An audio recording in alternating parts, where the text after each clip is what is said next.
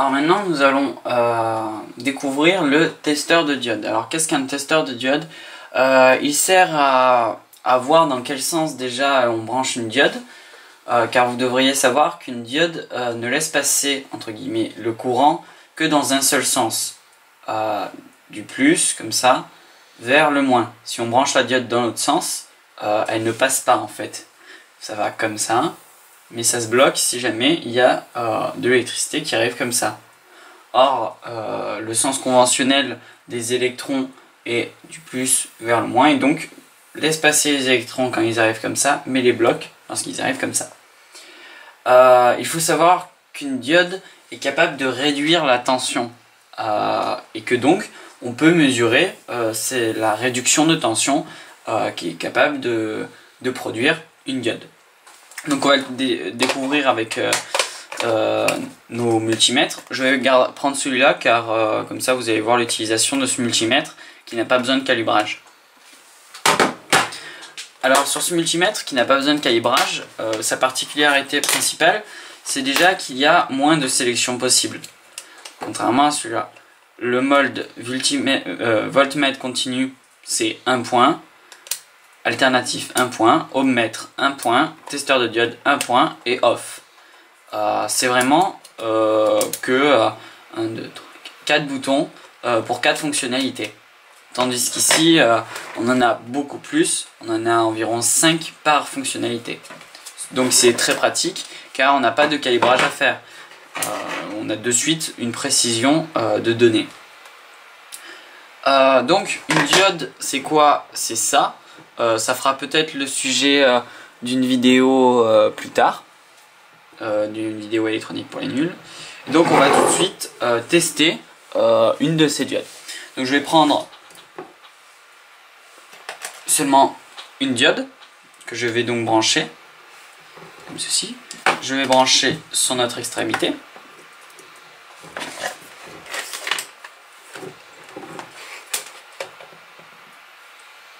Je vais allumer mon multimètre sur la fonction diode.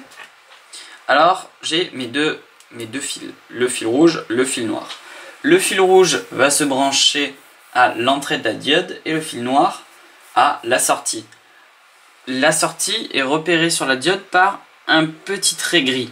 Donc je vais brancher le rouge au niveau de ce petit trait gris, le noir au niveau de ce petit trait gris, pardon.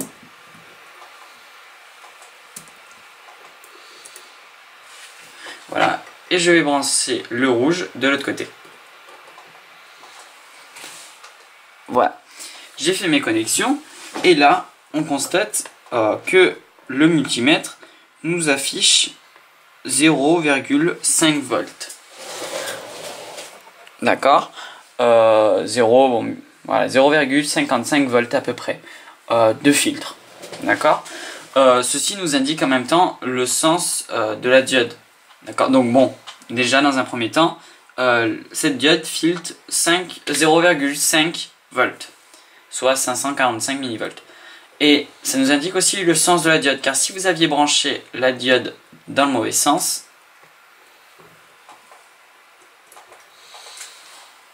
il nous affiche OL, c'est-à-dire que c'est hors limite, d'accord. Et tout simplement parce que il y a trop de filtres, tout simplement car les électrons ne peuvent pas passer dans l'autre sens. Certains multimètres sont même équipés d'un petit bip sonore qui sonne quand la diode est placée dans le bon sens. Voilà, donc on a fait le tour de ce multimètre. Alors maintenant on va étudier une particularité assez spéciale des multimètres.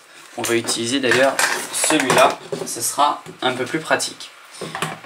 Sur les multimètres en général, il y a un petit bouton ici, et sur celui-là, il y en a même plusieurs, qui en fait servent à avoir certaines valeurs que pour les bloquer, pour les connaître, tout ça. Donc par exemple, ce voltmètre a la particularité de pouvoir connaître la valeur max qu'il a enregistrée. Et donc on va tout de suite le découvrir. Alors maintenant nous allons donc découvrir l'utilité de ce bouton. Sur ce multimètre, ce bouton sert à sélectionner la valeur et donc à la bloquer. Donc on va expliciter ça. Je prends mes fils, je vais connecter le multimètre en mode voltmètre. Il faut savoir que ça fonctionne aussi avec les ohms et l'ampère. Donc je fais mes branchements classiques. Voilà, mes branchements classiques sont effectués. Je vais le régler sur voltmètre, 20 volts, puisque mon générateur ne dépasse pas les 20 volts. J'active mon générateur. Je vais par exemple le mettre à une valeur. Je vais pouvoir, en appuyant là-dessus, bloquer la valeur.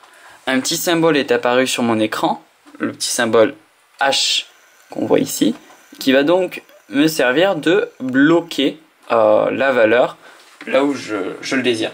On peut constater que je peux réduire mon générateur à 0, il reste bloqué sur 4,74. Je rappuie, il repasse à 0. Je augmente, j'appuie, il est à 5,71 alors que je suis à 10 volts tout simplement parce que je l'ai chopé en cours. Donc voilà, donc ça sert juste à friser entre guillemets la valeur que l'on souhaite la bloquer. Hop, je bloque 13,75, voilà. Ça sert juste à bloquer la valeur.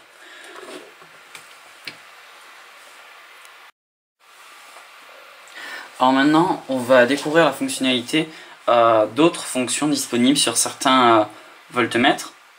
Voltmètre, ampèremètre, ohmmètre. En l'occurrence sur un multimètre quoi.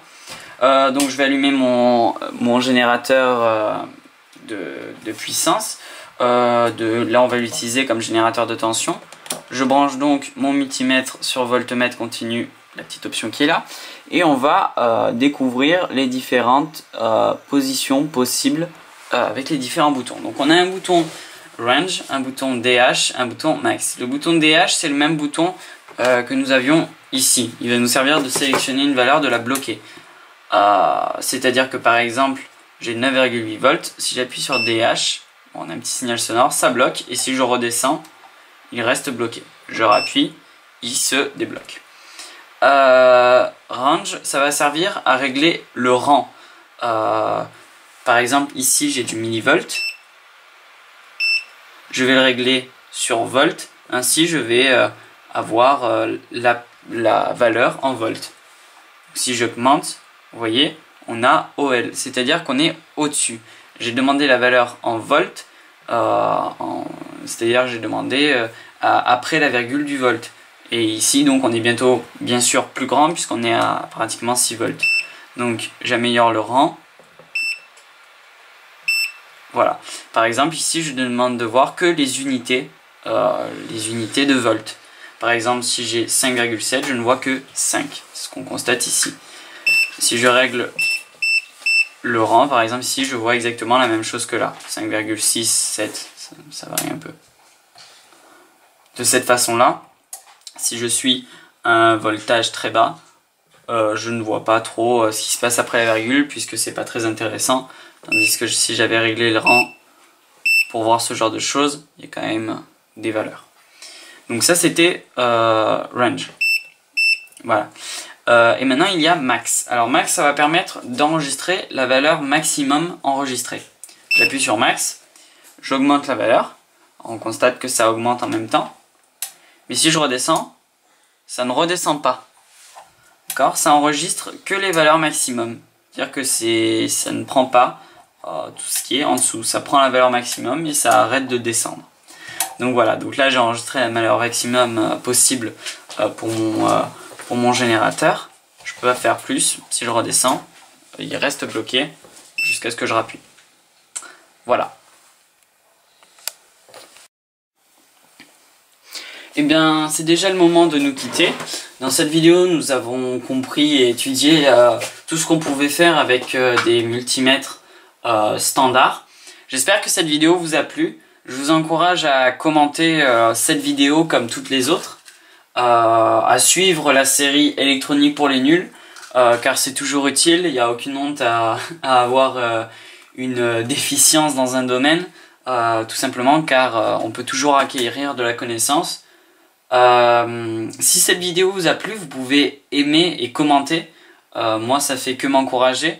Et puis par exemple, on m'avait demandé, ben voilà, une personne avait une lacune dans le domaine des multimètres, a posé un commentaire et donc bien sûr ben, j'ai fait une vidéo en rapport à sa demande et voilà, j'aimerais que ça fonctionne toujours comme ça. Si vous avez un problème, une question, n'hésitez pas, demandez-la en commentaire et moi je me fais un plaisir d'y répondre quand j'ai le temps. Voilà, je vous remercie d'avoir regardé cette vidéo. N'oubliez pas le petit pouce vert, vous pouvez partager, rejoindre la page Facebook, je sais pas. Vous pouvez faire tout ce que vous voulez tant que c'est bénéfique. Et je vous dis à bientôt dans une prochaine vidéo qui sera sûrement une vidéo d'électronique pour les nuls. Au revoir, à bientôt.